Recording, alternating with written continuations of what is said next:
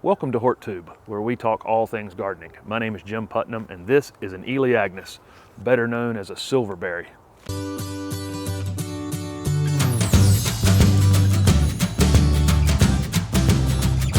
This is Elaeagnus pungens, an evergreen shrub that has a beautiful silver backing on the leaves. It's primarily used as a screening plant, and it's extremely fast growing. Elaeagnus is extremely fast growing and can reach 15 to 20 feet in height. I see it on some websites at 6 to 10 feet, and certainly it can be maintained at 6 to 10 feet, but if you just let it go for a very long period of time, this thing will probably reach every bit of 20 feet, and it can get 6 to probably 12 feet in width over time, maybe even a little bit wider in time, so it's not the best thing to use on a small lot. Elaeagnus is best used in zone 6 to 9. Probably in zone 6, if you used it as a northern screen, it probably would take some winter damage if it was in a lot of wind. In terms of rate of growth of Elaeagnus, we're talking 3 feet a year probably once this thing is established. It might not grow that quickly at first, but once it gets rooted into the ground, it's almost certainly going to put on 2 to 3 feet in a single season. Elaeagnus would prefer a half a day sun or more to stay a really full screening plant. But these actually grow in the woods in the southeast United States now, and grow on the thin side when they're that shaded. They won't thicken up as much. So it will grow in either, but if you're trying to use it as a screening plant, you're going to want it to have a half a day sun or more. Elaeagnus pungens is typically going to be used as a screening plant on larger lots. The Department of Transportation in North Carolina uses this plant frequently along the side of the road. It's actually pretty good at stopping cars. It has such a dense growth habit. So that's going to be the primary use. You wouldn't want this plant anywhere near your foundation. I think it would cause you all kinds of headaches. This is a plant that if you want to maintain it in the 6 to 8 foot range or 6 to 10 foot range, you're going to want to prune it pretty frequently. You're not going to want to let it get over 10 or 12 feet tall where it would be difficult to prune. So once a year, I would go ahead and get after this plant pretty hard.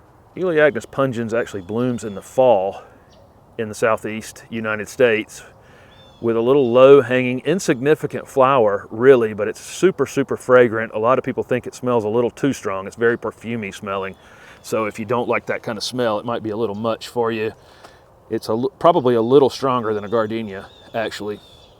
Then a fruit forms in the place of that flower in the late fall, which the birds enjoy. In terms of planting Elaeagnus, this plant is so hardy you could probably plant it upside down and park your car on it and not have much of a problem with it. It'd probably push your car up in time. Typically, the only things that I would really worry about, I'd dig the hole and slap this thing in there. I would pull at the roots some because it's almost certainly going to be root bound, meaning the roots are going to be wrapped really tightly in the container. So when you pull it out, pull those roots apart so they start going outward. It might cause you issues in the future if it stayed in the ground and just those roots continued to wrap around one another. And don't mulch up on the trunk. So whatever mulch you're using, make sure it fades out at the base. This is not a plant you're going to want to plant in the lawn.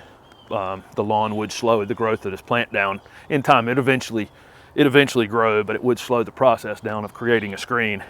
I probably wouldn't worry about amendments with this plant. I just wouldn't. It's extremely drought tolerant and just not going to need to worry about it, I don't believe. For the first 6 months or so, you're going to want to keep an eye on your Elaeagnus and water it occasionally. If it becomes dry, you'll saturate the entire area around it so that the plant actually goes and looks for water, and the surrounding soil don't just water right at the base of it. Once this thing's established, it's really hardly ever going to need to be watered. It would take a serious drought for me to worry about an Elaeagnus. I'd put almost every plant in your yard ahead of these in the water line. While you're trying to establish these as a screening plant, I probably would fertilize them in the spring with a slow release fertilizer. Any slow release fertilizer would work. Anything that's 3 to 4 month slow release product that's for outdoor plants would be fine for these. I don't think it would matter. Once they're up to the height you need them, I think fertilizing them might be a mistake because you're already definitely going to have to be pruning these things at least once a year. So I don't think I'd want to do it twice. This thing has a beautiful weeping habit in time. And I probably, if I wanted to keep this thing 8 feet tall, I don't think I would just continually prune it to 8 feet. I think I'd probably prune it down to 5 feet or 6 feet and then allow it to come out for a year and weep down again and take on that natural look that it has, which is quite beautiful. In terms of insect or disease problems on Elaeagnus, I don't think you'll have any problems with these in the ground. If you put it in an extremely wet area, you could potentially end up with a root rot issue. I have had that problem in a nursery setting before, but I don't think it's going to be an issue. Rarely does anything even chew on these leaves. I've got a few spots on these where something's chewed on them during the year. It probably decided it didn't like it and moved on. And deer pretty much avoid these at all costs. One issue with Elaeagnus pungens is it is really a noxious weed. This was a native to Southeast Asia. It was introduced into the Southeast United States, and it seeds itself. The birds spread it around. This is a very bird-friendly plant, great plant for birds actually. The problem is it has become a noxious weed really. It comes up all over the Southeast. There's really at this point nothing that could be done about it. It is native to the Southeast United States at this point. I don't think there's any way that could ever be stopped, and the few that we're introducing into the landscape through nurseries will not really have any impact on what's already been done. But throughout the Southeast and wooded areas, this plant's all over the place. And like I say, it is a great plant for birds, not a great plant for deer. So what are you waiting for? Even you can grow Elaeagnus pungens. And I really mean that on this plant. You can definitely grow it. In fact, if you can't grow this plant, you might want to change hobbies. But seriously, thank you for watching this video.